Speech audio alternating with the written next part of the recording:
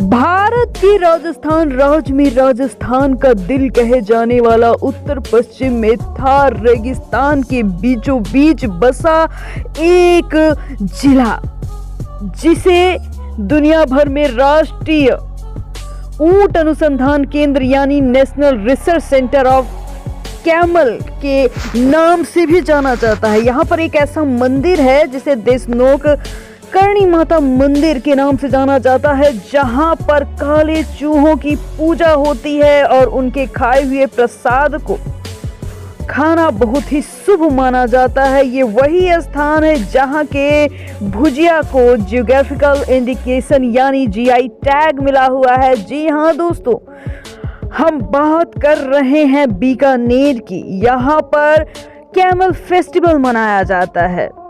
बीकानेर का पहला शहर ऐसा शहर है जहां 1886 में बिजली आई थी। इसके साथ ही इसे हवेलियों के शहर के नाम से भी जाना जाता है। इसके साथ ये जिला थार मरुस्थल के भीतर स्थित है, जहां सुनहरे रेतीले टीले देखने को मिलेंगे। यहाँ के रसगुल्ले, मिठाइयाँ, बीकानेरी पापड़ जो कि मसालेदार कुरकुरा होता है, मूंग का और उड़द दाल का पापड़ का टेक्सचर जो तैयार होता है, खाने में मजा ही आ जाता है। यही की देन है। इसके साथ ही बीकानेर में कुछ इंडस्ट्रियल एरिया भी है, जिसमें बीकाजी, हल्दीराम, चिमनलाल पापड़ सबसे प्रसिद्ध देश विदेश के ब्रांड में एक माना जाता है और ये पापड़ डाइजेशन सिस्टम के लिए सबसे अच्छा होता है। इसके साथ ही यहाँ पर आपको दुनिया भर के टूरिस्ट आते दिख जाएंगे। America, England, Canada, Australia, middle east, कहीं से भी यहाँ के लिए यहाँ से मंगाए पापड़, यहाँ के स्नैक काफ़ी शानदार होते हैं, जिनके कुरकुरेपन की खासियत और इतना स्वादिष्ट होता है कि भारत की कोई भी रसोई इसे अपने किचन में रखने से इनकार नहीं कर पाएगी। बीकानेर शहर की स्थापना 1488 में राव बीकाजी ने की थी, जो जोधपुर के संस्थापक जोधा के पुत्र थे, राव जोधा के पुत्र थे। पहले ये क्षेत्र जंगल देश के नाम से जाना जाता था, लेकिन राव बीकाजी ने इसे विकसित करके नया राज्य बनाया था।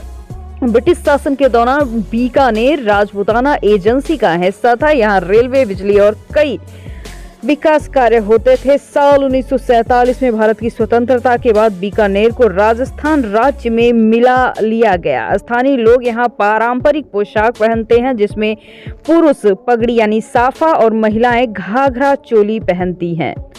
इसके साथ ही यहाँ पर कालबेलिया और घूमर नृत्य बहुत प्रसिद्ध है। यहाँ की लोक गीतों में राजस्थान की वीरता और प्रेम कहानियों का वर्णन मिलता है।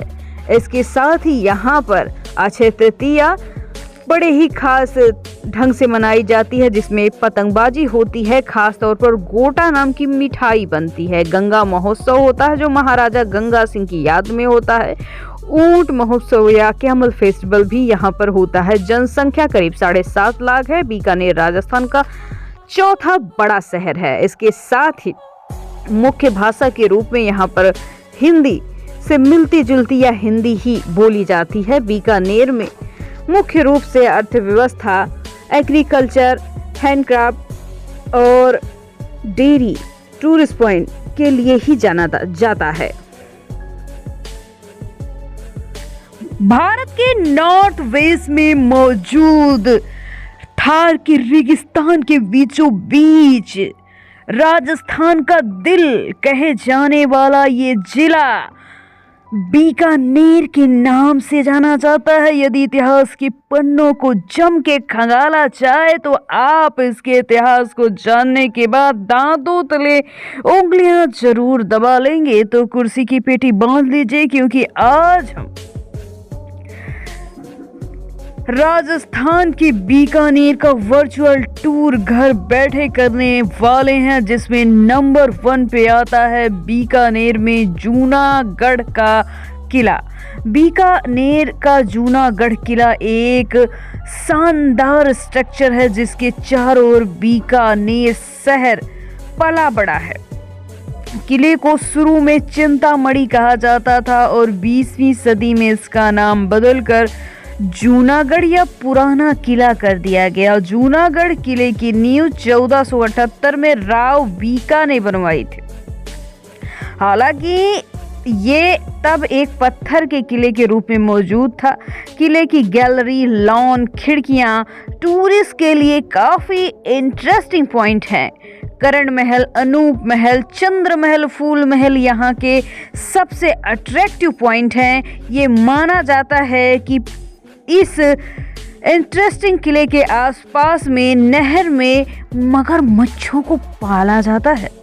आर्किटेक्चर की हर मिसाल पार करता हुआ मुगल और गुजराती, इसके साथ राजपूती शैली का इस महल में अच्छा खासा तड़का देखने को आपको मिलेगा।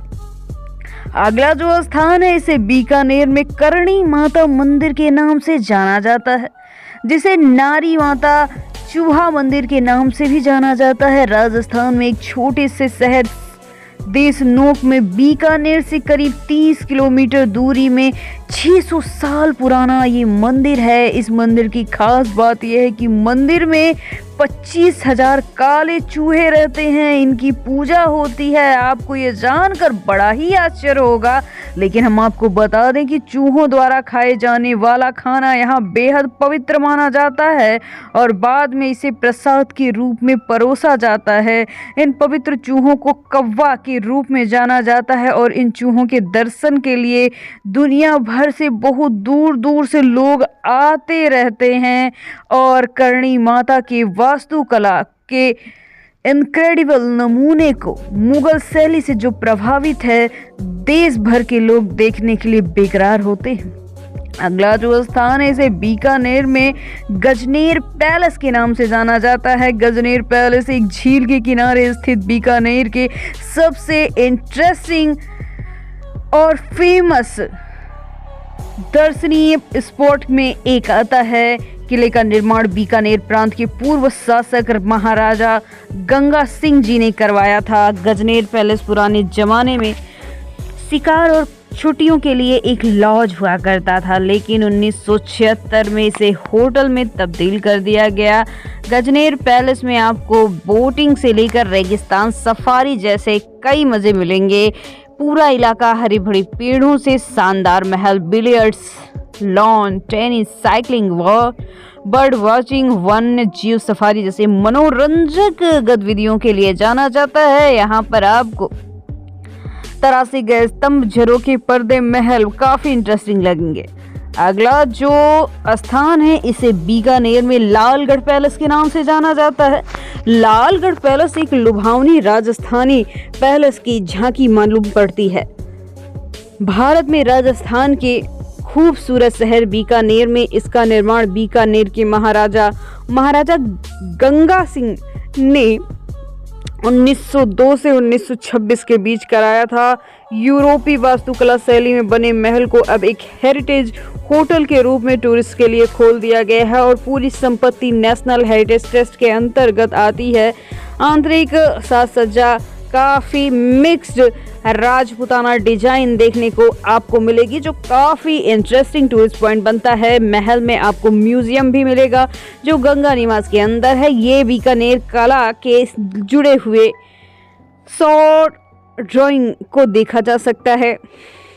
थार रेगिस्तान में खरीदे हुए लाल बलुआ पत्थर से निर्मित सुंदर संरचना का रंग शाम ढलते ही बदलने लगता है। हड़प्पा संस्कृति, कुषाण और गुप्त युग से संबंधित कलाकृतियां यहां देखने को मिलती हैं। अगला जो स्थान है इसे बीकानेर में रामपुरिया हवेली के नाम से जाना जाता है। राजस्थान खासकर बीकानेर अपनी हवेलियों के लिए ही जाना जाता है। बीकानेर के धनी व्यापारियों ने कुछ 100 वर्ष पहले अवधि में रामपुरिया हवेली का निर्माण कराया था। दरवाजे से लेकर खिड़कियां, हर तरह छोटी छोटी बात विशेष विचार और साफ सफाई का पालन किया जाता है। इसलिए आर्किटेक्ट के शानदार नमूने को यहाँ पर देखा जा सकता है। इस हवेली की स्थापना रामपुरिया नामक व्यापारी ने कराई थी। उन्हीं के नाम पर इस हवेली का नाम भी रखा गया। अगला जो स्थान है, इसे बीकानेर में लक्ष्मी निवास पैलेस के नाम से जाना जाता है। बीकानेर में घूमने के लिए सबसे भव्य जगहों में से एक है लक्ष्मी निवास पैलेस। बीकानेर के महाराजा गंगा सिंह का पूर्व निवास था। ये ब्रिटिश वास्तुकला सर सैमुअल स्विंटन जैकब द्वारा 1898 और 1902 के बीच बनाया गया था। अब ये पैलेस जनता के लिए खोल दिया गया है। महल की स्थापत्य सुंदरता और इसकी समृद्ध ऐतिहासिक और विरासत बड़ी संख्या में मेहमानों को आकर्षित करते हैं। भव्य महल में आपको एक संग्रहालय देखने को मिलेगा। यहाँ आप बीकानेर की शाही चीजों के बारे में जान सकते हैं। अगला जो स्थान है, इसे बीकानेर में कैमल सफारी के नाम से आप जान सकते हैं। बीकानेर में ऊंट सफारी पर्यटकों के लिए बेहद लोकप्रिय है। ये सफारी आपको थार के रेगिस्तान में खूब सुनहरे रेत में टीलों के माध्यम से लेकर जाएगी। इस क्षेत्र में सर्दी में, गर्मी में और अत्यधिक जलवायु वाली माहौल में आप यहाँ मधुर संगीत, रंगीन पगड़ी वाले पुरुष और विशाल मूंछों वाले नृत्य संगीत के भरी शाम का मजा ले सकते हैं, जो शायद ही दुनिया के किसी कोने में ये मजा आपको मिल पाए। और इसके लिए आपको पहले से ही प्लानिंग करनी पड़ेगी।